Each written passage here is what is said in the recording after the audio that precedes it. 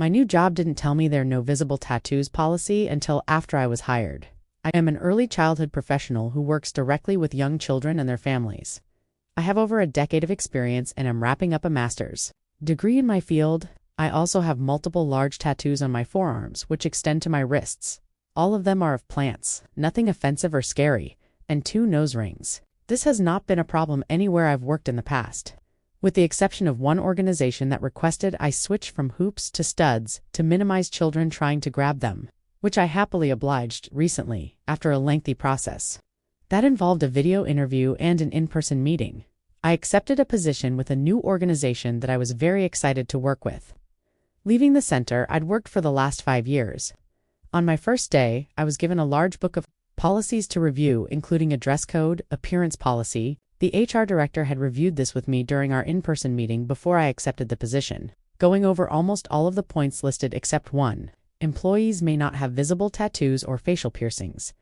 I immediately checked in with the HR director about this policy, reminding her politely what I look like and asking how firm this policy was. I was told that it was very firm.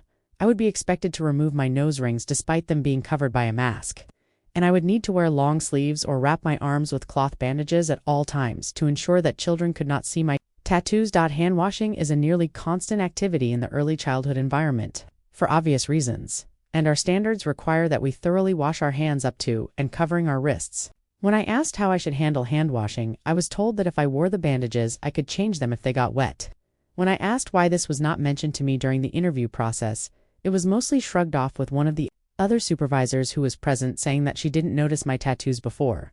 The HR director informed me this policy was enacted several years ago at the wishes of parents, who were concerned that some teachers had gang-related tattoos, and school should be a safe space, free from gang associations. From the way she said this to me, I think it was intended to make me feel better, but it did not.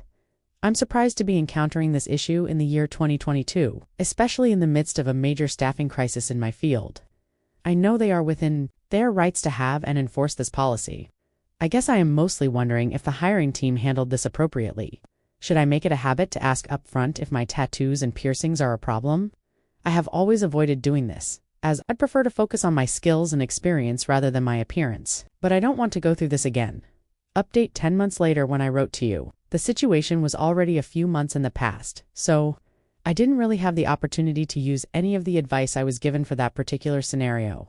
Ultimately, I decided very quickly that this environment was not going to be the place for me.